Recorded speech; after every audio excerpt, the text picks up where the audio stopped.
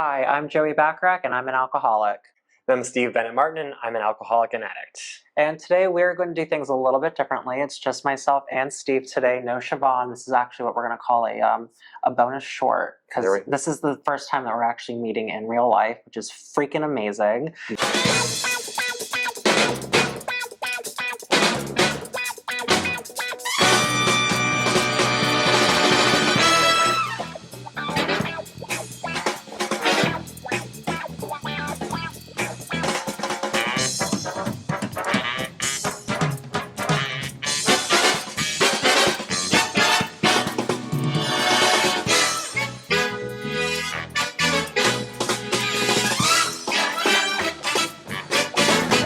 If you guys are not familiar with Steve, Steve has his very own podcast, and I'll let you introduce it so our followers can get to know you. Excellent. Yes. I'm Steve. I go by Sober Steve, the podcast guy, on my podcast, Gay A, the Super Sober Hero Show.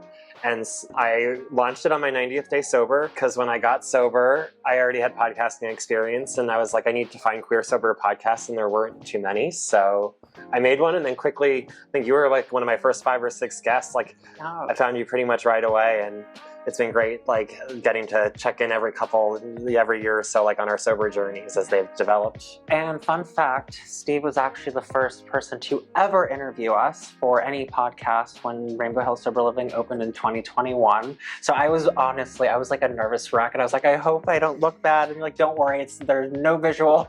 I think I did it in the 2D room, which is like our upstairs room. It was like pink and polka dots. So I was freaking out. So a lot of this actually kind of comes full circle, because you were the first time I ever interviewed with somebody about Which is recovery. wild, because you're everywhere now. I can't load up Instagram without having an interview of you on somewhere or something, so good for you. You can blame my husband for that one. That is awesome. That is entirely his doing. So there would be no Totally Sober without my amazing husband, Andrew Fox, who is directly behind the camera right now.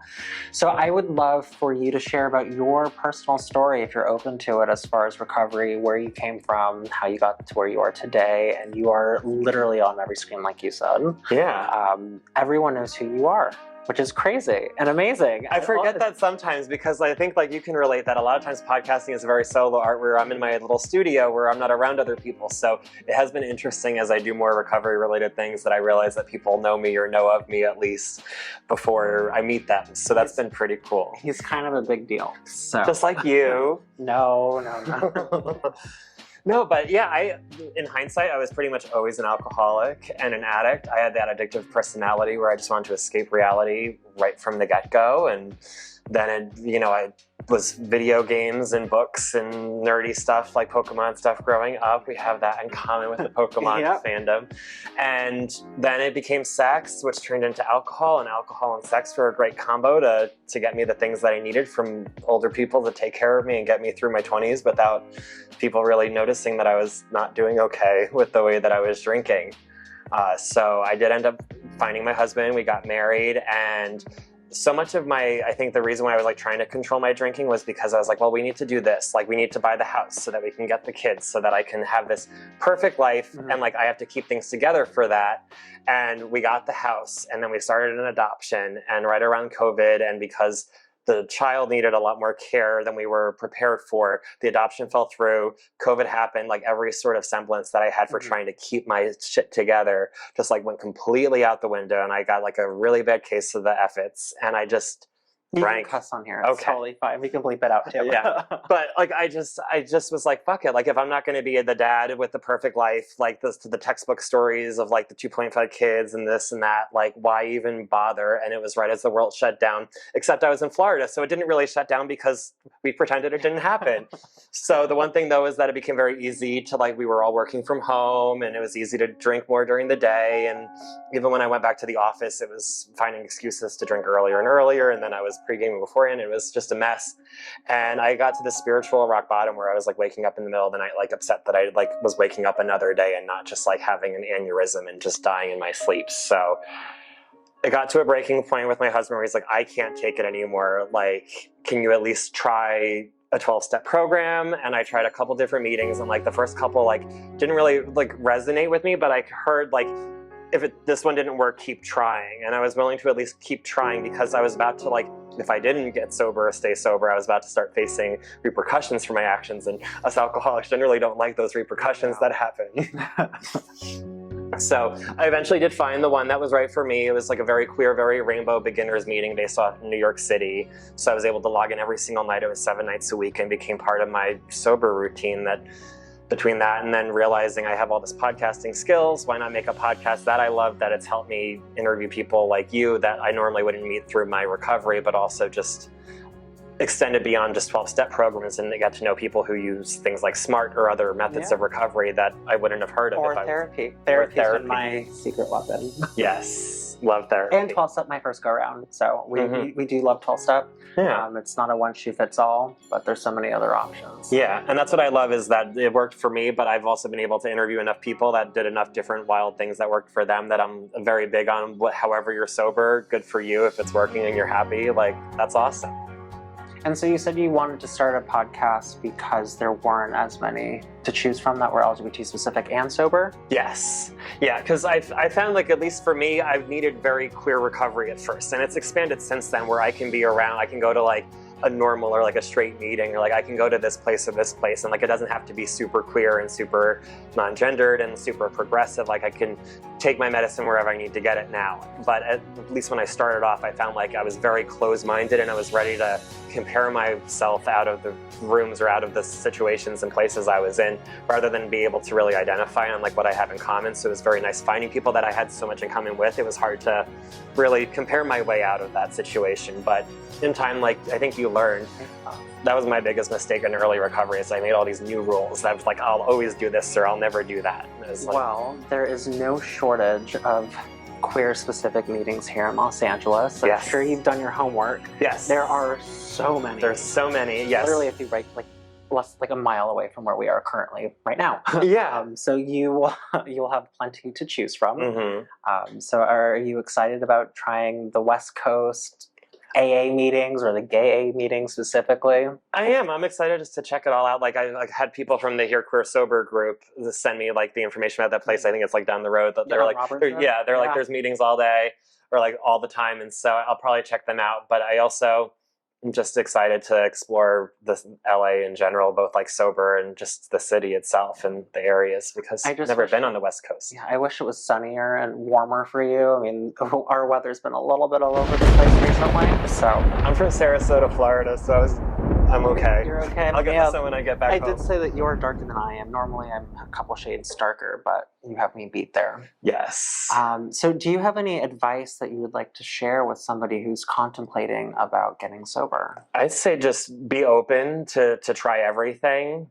You know, not everything is going to work for everyone, but to be open-minded, that's what I needed that I didn't have beforehand. I remember it was like 10 years before I actually got sober. I was like court ordered and it was in one ear and out the other because I wasn't ready. But like, be open to trying things. I know so many people were like, well, I'll never do this because of the God thing, or I'll never do this because I don't like groups of people, or I'll never do that because I don't like this. And when you set up all these rules for yourself, like at least it got to me where even when I was sober, I had all these rules that were like limiting the way that I could express myself for my sobriety or venture out beyond my little bubble. Because I got very used to like at my first year or two, like having my virtual community. So I didn't really do anything in my own town for sobriety. I didn't do in-person meetings. I didn't have any real life connections. And recently just opening it up, I just never say never, because finding a community will be helpful. And you might say like, I'll never go to church. And then all of a sudden years later, you might find yourself going to church. You'll see it. Yeah. Like, and now we do like every weekend, when like even 2 years sober, like this time last year, I would have been like, no, I would never do that. And at the end of the day, just never say never, because I set so many rules for myself, even in early sobriety, that were meant to protect my sobriety, that ended up holding me back. And so it was really when I started to just be open to experience anything that my sobriety really leveled up. I couldn't agree with you more. So do you have any questions for me that you would like to ask? I'm an open book.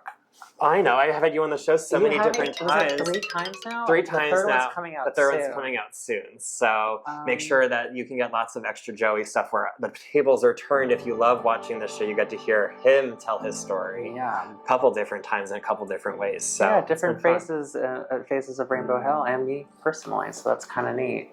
So I do have a question for you. Okay. Would you have thought that a younger version of yourself, that Mhm. you would actually become someone like a beacon of hope for other people in recovery, because everybody knows who you are. And I mean everybody. I don't know whether that's A true lot yet, of people in but recovery, one especially day. if they're queer, they do know who Steve is. So how do you feel like there's added pressure because you become somewhat of a pillar in the community?